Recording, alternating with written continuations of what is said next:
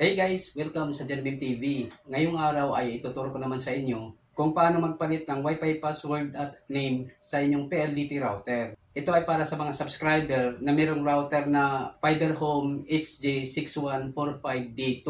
Kaya simulan na natin guys, pero bago ang lahat, huwag niyong kalimutang mag-subscribe at mag-like at pindutin ang notification bell upang maging updated kayo sa susunod kong mga uploads na video.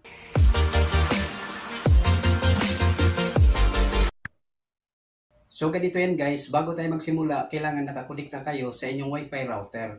At kung connected na kayo, ang unang gagawin natin ay mag-open ng internet browser. Kahit anong internet browser ay pwede niyong gamitin.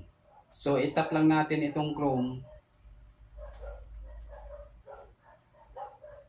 Then pag nag-open na siya, itype lang natin dito sa address bar yung IP address ng PLDT router, itong 192.168.1.1.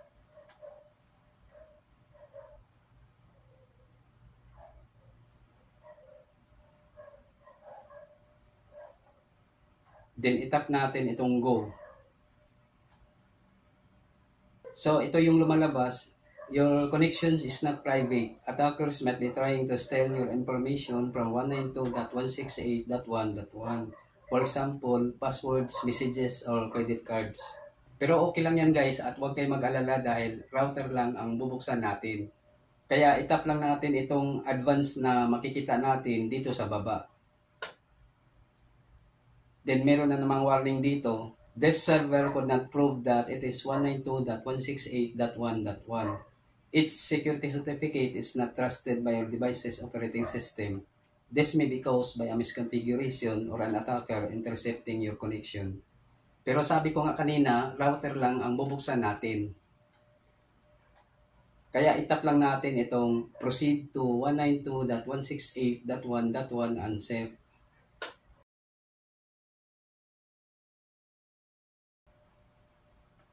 So ayan guys, nandito na tayo sa admin web interface ng router. Dito natin itatype yung default username at password ng router.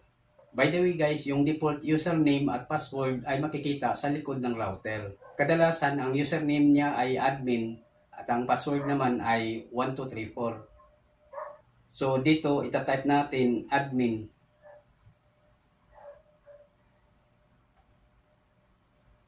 At sa password naman ay 1234. Then itap natin itong login.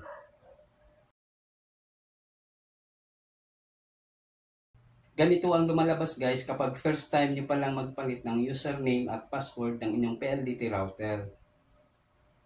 Itap lang natin okay. So ayan guys, ito na yung kanyang account management.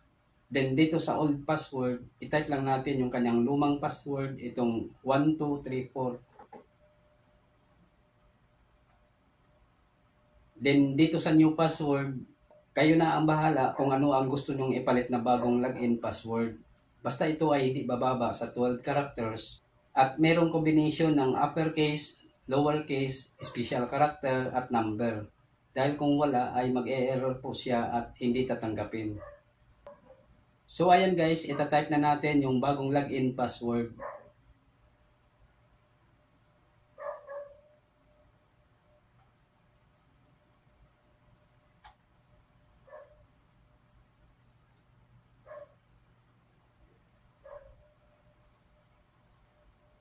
Then i-retype lang natin sa baba para ma-confirm.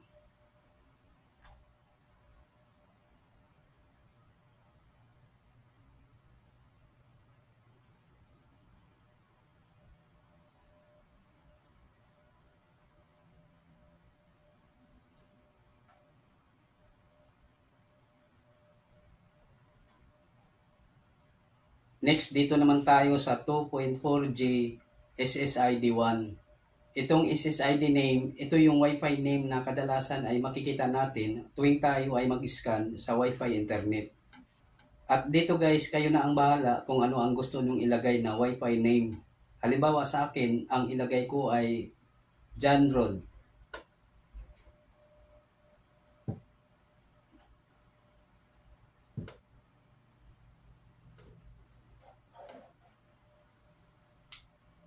Then dito naman sa password, bahala na rin kayo kung ano ang ilagay nyo na password. Basta ito ay hindi bababa sa 12 characters at mayroong combination ng uppercase, lowercase, special character at number. So itatype na natin yung bagong password.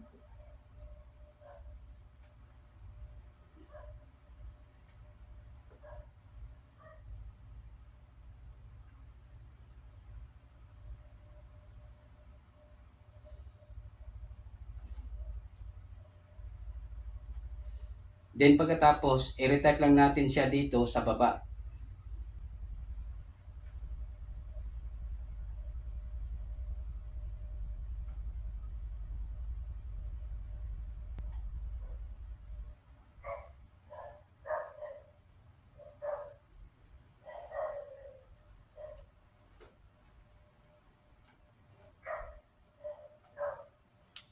Next, dito naman tayo sa 5G SSID 1.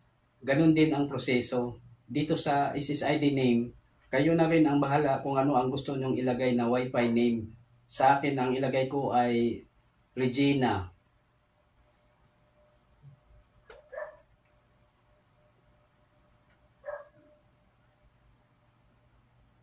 Then dito naman sa password, bahala na rin kayo kung ano ang gusto nyong ilagay na Wi-Fi password. Basta ito ay hindi bababa sa 12 characters at mayroong combination ng uppercase, lowercase, special character at number. So, itatype na natin yung bagong Wi-Fi password.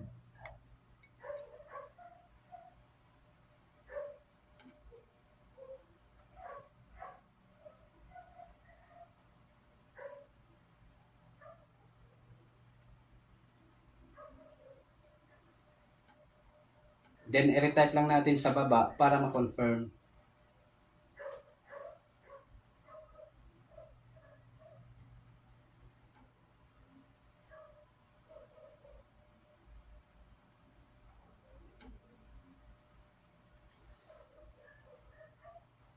Then, itap natin apply.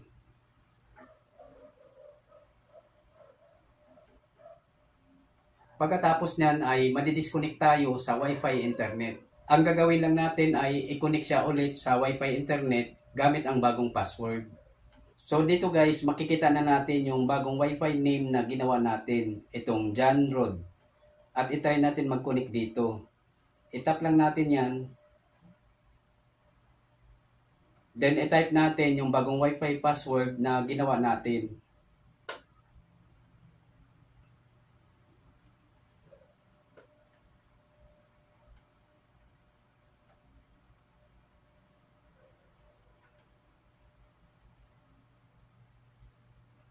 Then tap connect. Hintayin lang natin guys sandali. Checking your internet connection. Ayan guys, connected na tayo. So, nandito ulit tayo sa admin web interface ng router guys. At ititest na natin yung bagong login password na ginawa natin. Dito sa username, ganun pa rin siya, admin.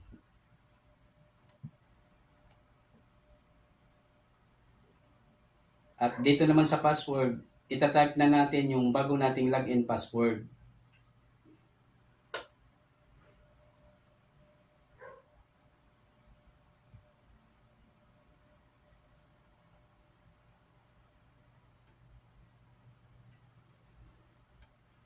Then tap login.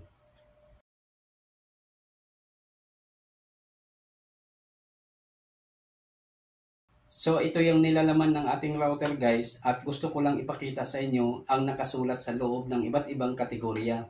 Kagaya nitong device information,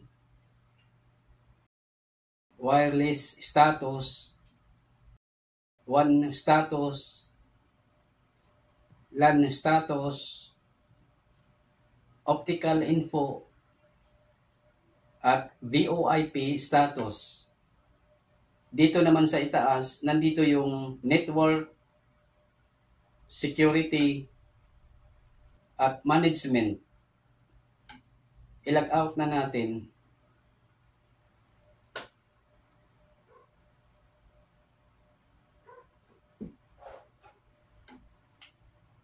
So ayan guys, ganyan lang kadali ang magpalit ng Wi-Fi password at name ng inyong PLDT router. Hanggang dito na lang muna at sana ay nakatulong sa inyo ang video na ito. Ako po si Rodolfo Membreve Jr. at huwag niyong kalimutang mag-subscribe at mag-like at pindutin ang notification bell upang maging updated kayo sa susunod kong mga uploads na video. Bye!